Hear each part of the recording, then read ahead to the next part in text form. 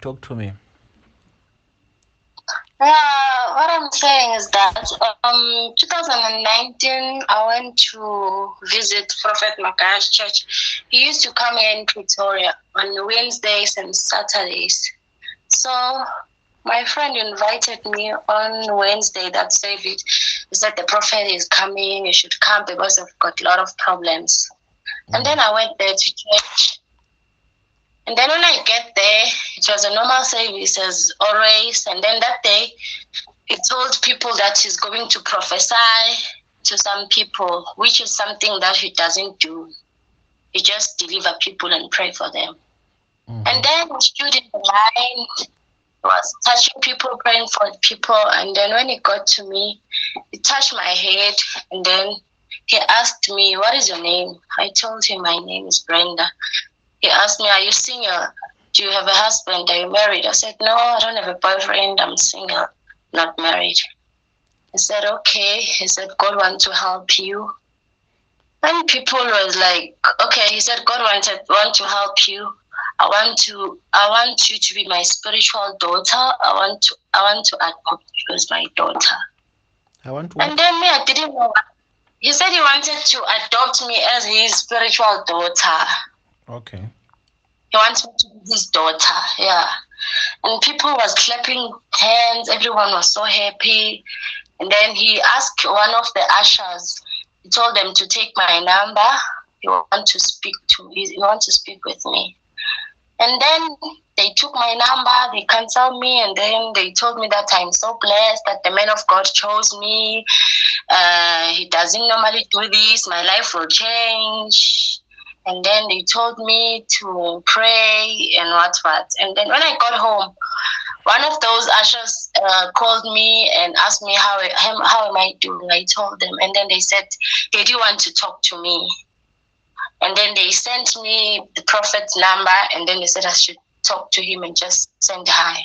I did that, and then while we were chatting on WhatsApp, he was asking me about my family and everything. After 2 days, he told me that he wants to chat with me whole day. I should always talk to him. I should just check up on him all day and just cheer him up. After 2 3 days, he was like, "I'm making him happy. He wants to see me. I should come." After work, that time I was working as a teacher in a beauty school. And then after work, he called me and said, "Where are you? Can I come and fetch you?" I was like, You want to fetch me as the prophet? How can you fetch me? He said, "No, I want to fetch you." I was like, "No, no, no, no, Daddy, you can't fetch me. I will come wherever you are." And then he said, I'm in the airport." I said, "Okay." I took an Uber. I went to the airport, or Tambo. When I got there, he bought me a phone. First time meeting him. And when I got there, I just thought that maybe he's going to pray for me, ask me about what is happening in my life. And then he bought me a phone. I was so happy. I was like, "Thank you, Daddy, thank you." I was so happy. And then he said, "Okay, let's go." And then there was a driver that was driving for him. We went. He was just going around with me, with the driver, going out of the car, going to view some guest houses. He was saying, "I want to buy a guest house for the international visitors. What do you think about this place?" I was so shy. I was so scared. I didn't know what to say or what to do because this one is the man of God. Everyone want to have that time with him, but it's rare. So he was like, "No, loosen up. Don't be scared. Just loosen up. I just want you to know me better. I'm not here to pray. I'm not here to pray for you. I just want you to take me as your friend." I was so shocked. How can I take a man of God as my friend? We went around, he bought me food. While we were in the car, he was busy talking, chatting with me over the phone, telling me that, "No, just take me as your friend, as your best friend, not as a pastor, not as a prophet. Just loosen up." Okay, I was like, "Okay, it will take time." Then when I got home, okay, I went home. He gave me 1.5. He said, "Take money for the transport." They dropped me in the taxi rank. Then when I got home, he sent me a text. He was asking me, "How did you see me?" I was like, as a prophet, I'm so happy and I was honored to be with you. I thank God for this opportunity. And then he was like, didn't you think about anything naughty? I was like, no. I was like, serious? I was like, no, I didn't think about anything naughty. And then he told me that, I like you. I really like you. In fact, I love you. I was like, I love you too, daddy. And then he was like, can you please send me something so sweet? Yeah, I sent messages as a man for a man of God, not someone that I can say I can send some naughty messages. I was like, no, not this kind of messages. I want you to send me something sweet. I have stress. I've got a big church. I've got a lot of stress. So I need you to act as my girlfriend. But you know that I have a wife. I was like, Didi, how can I be your girlfriend? But you are married. I was like, no, don't talk about me being married. I just want you to be my girlfriend, someone that can make me happy. I was like, Daddy, I don't know what to say because I was not expecting this. He said, it's fine, I'll give you time. The next day, he told me that I want you to leave your work. I want you to come. I want you to be next to me all the time when I'm traveling. Leave your job. I'll give you allowance all the time. How much are you getting there? I told him that I'm earning 5,000 rand. He said, I want you to be always next to me. I want you to come to the hotel on Thursday. Same time, I took my phone. I told my boss that I'm leaving that job. I no longer want to work there because the man of God offered me to be his PA. He wants me to be with him, to travel with him wherever he's going. My friend was not happy because he's the one who took me there. I was like, okay, Brenda, it's fine. On that Thursday, I went to see the man of God. And then he sent his driver to fetch me. And then they took me to that guest house where he was renting for those international visitors. When I got there, he asked me, what is your problem? I told him, I've got something that is entering my vagina, something that is moving in my stomach. I thought that he wanted to pray for me because I had some spiritual problems. I told him there is something that is moving in my stomach. I told him all my problems. I was like, okay, don't worry, everything will be fine. He said I should come and sit next to him. I told him that, okay, I went and sit next to him. I was busy holding my shoulders. I was like, no, Daddy, why are you holding me? I was like, no, just loosen up. I want you to make me happy. I told him that I'm not comfortable the way he's doing. I was like, I won't do anything to you. I just want you to make me happy. I'll do whatever that you want. I'll buy you a car. I will take care of you. I'll do anything that you want, as long as you make me happy, so that I won't have this stress. People always lie about me. But don't tell anyone that you are chatting with me. Don't tell anyone that you are seeing me. My heart was beating too much. I told him that I can't do this today. I can't because I was shaking. I was not feeling comfortable. I just said, I can't do it now. I say, okay, if you're not comfortable, it's fine. Then I'll see you next time. Let me go. I have a business to attend. And then the driver took me and then they dropped me to the hotel.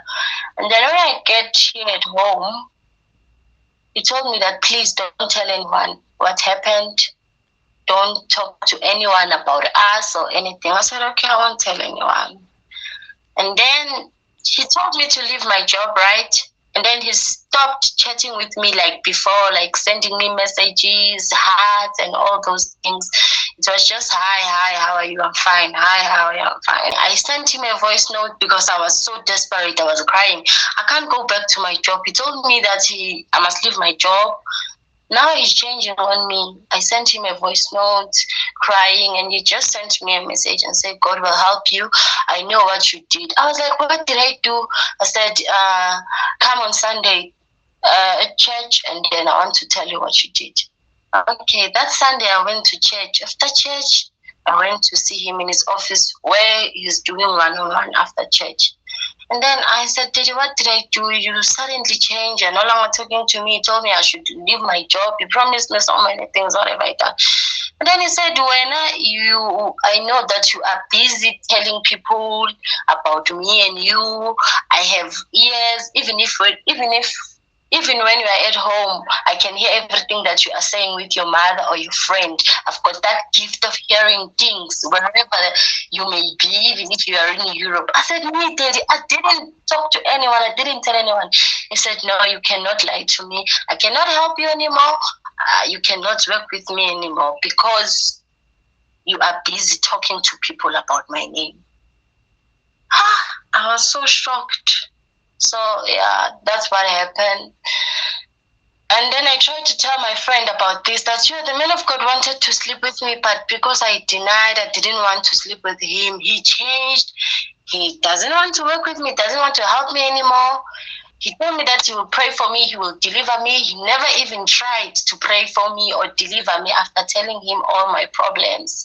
I didn't know that this prophet is like this. I trusted him. And my friend was like, you are lying. My prophet can never do that. It's you, Brenda, who have a Jezebel spirit. You were seducing the man of God. A man of God would never do that. This is a true man of God. You are seducing. You seduced my prophet, and then he saw your spirit, and that's why he changed his mind. This prophet has been helping a lot of girls, a lot of people. When you had luck, God wanted to bless you, and then you just messed it up. She blocked me. My best friend for 5 years, the one that took me to church, she just blocked me, just like that. So this girl, that's why. this best friend of yours, is she the one that took you to Magaya? She's the one. And when the prophet chose me, she started acting up. She was so hurt. Why would a man of God choose you? Who are you? You just came to the church. There are a lot of people who've been serving there for a long time, and he doesn't choose them. Lot of women who are hardworking, people who know the word of God, who know the church in and out, and you. Why you? And I was like, I don't know. And he was like, why are you lying, telling people that the man of God asked you if you are married? I said, I didn't tell people. People after church were asking me, what did he say? And I told them the 2 questions that he asked me: are you married? Do you have a boyfriend? What is your name? It's not like when he asked me or he wanted something. It's just the question that he asked me. My friend was like, no, Brenda, it's you. You wanted to seduce the man of God. You don't know that the man of God is married. He can never do that. So, yeah, started changing. And that's Okay, what listen. happened when I went. I want to ask you some questions. Ne? When you went to Okay. church, do you still remember the names of the ushers that he sent to you to come and give you the number of his? Yeah, the lady. It was a lady.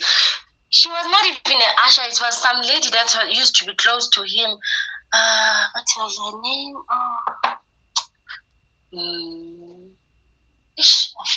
Okay, it's fine. I had the name on my Facebook, but yeah, I Or had maybe you don't the remember. lady's name.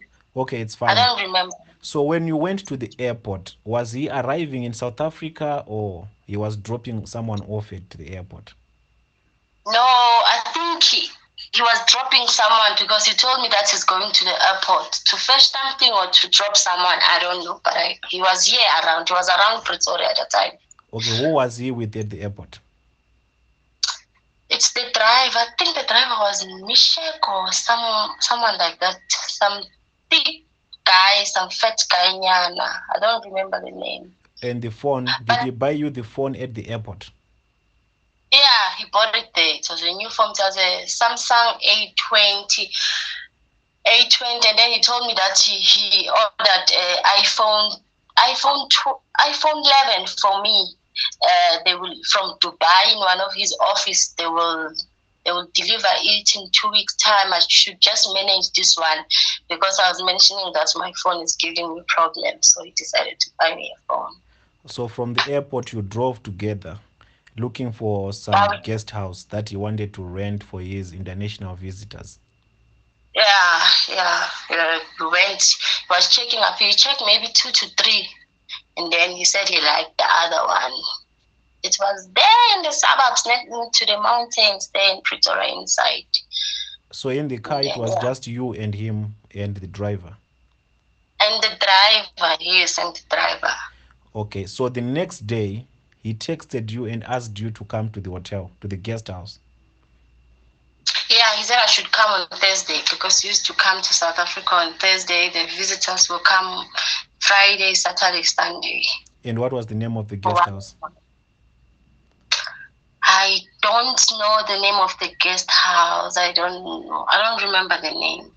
But was it in Pretoria or was it in Sandton It or? was in Pretoria. No, it was in Pretoria. Inside Pretoria, where there's only suburbs, where white people stays. So that's where he wanted to try to seduce you to sleep with you. Yeah.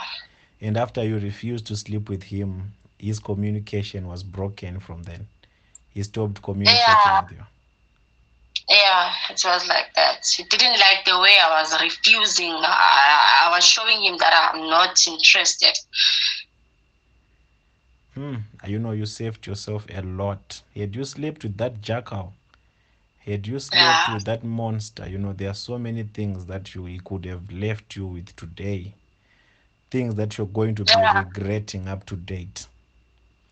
And your story is very inspiring because it's not many of you young ladies that can manage to resist these evil men. It's not many Mm, of you that can conquer their evil deceptions and manipulations. yeah. And you being able to actually resist Walter Magaya with the way that he is cunning. No, your story is very Yeah. inspiring. And I hope other sisters out there will have the same tenacity and, to also, keep themselves from being used by these evil occultic men of God. Sorry, man. Why am I even calling them men of God? By these evil occultic charlatans. Mm. So you haven't spoken to him ever since that experience. Then I just deleted his number because I was thinking that I lost my job and I couldn't find any job. Since till now I'm not working. I couldn't find any job. When I told one of the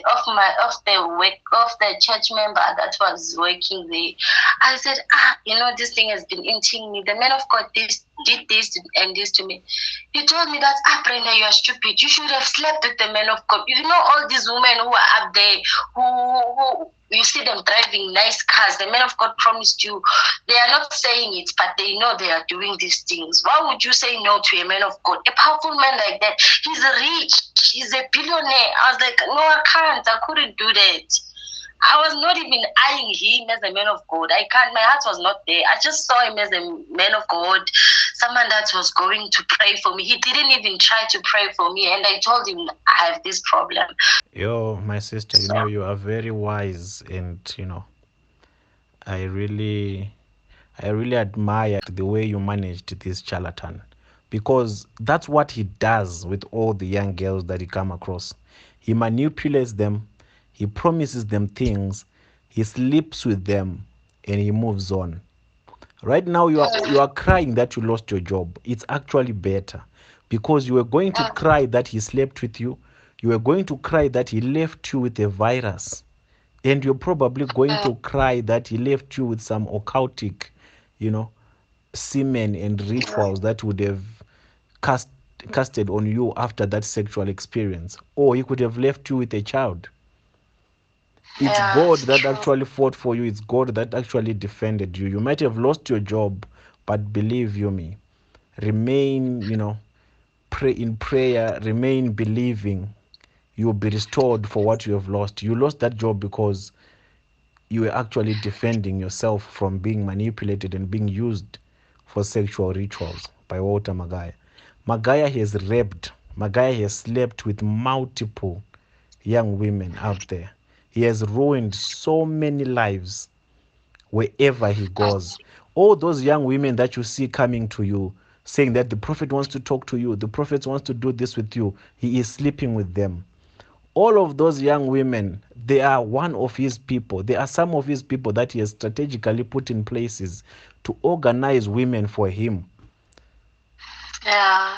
And it's Because very hateful to even know my that other sisters are doing that to other sisters. They are setting their other sisters up for them to satisfy the hunger sexual appetite of these evil men. yeah, because even the driver was telling me that, you Brenda, you are stupid. I was like, why? What did I do? He said, no, why did you refuse the man of God? You are stupid, you are stupid. I was like, how can you say like this? You are stupid. And he just left me there. He said, you are stupid. How can you You refuse a man of God? you Brenda, you are the wisest young lady alive at the moment when it comes to this charlatan. Never regret the decision that you took. Never regret your resistance to sleep with this charlatan. Had you slept with him, your life could have been messed up forever. But that decision Yeah, that you took, you might have sacrificed getting an iPhone, you might have sacrificed getting money or getting a car. Even that job that he had promised you were never going to get it. He was just yeah, luring you so that he can sleep with you. And after he's done with you, he was just going to throw you under the carpet.